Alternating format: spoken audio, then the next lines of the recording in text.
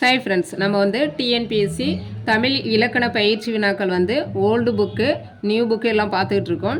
இந்த வீடியோவில் வந்து 11th தமிழ் ஓல்டு புக்கு தான் பார்க்க போகிறோம்.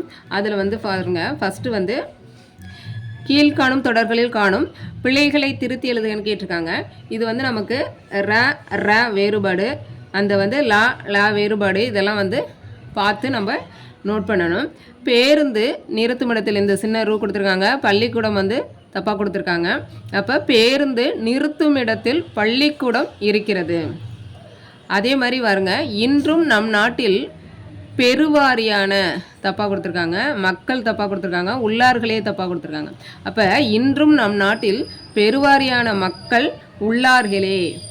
அடுத்து பாருங்கள், ஏரிகளில்னு கொடுத்துருக்காங்க, மழை நீர்னு கொடுத்துருக்காங்க, சேமித்தாள் அப்படின்னு தப்பாக கொடுத்துருக்காங்க, கிணறுகளில் ரூ தப்பாக கொடுத்துருக்காங்க, நீர் வற்றாது. அப்போ வந்து ஏரிகளில் மழை நீர் சேமித்தால் கிணறுகளில் நீர் வற்றாது.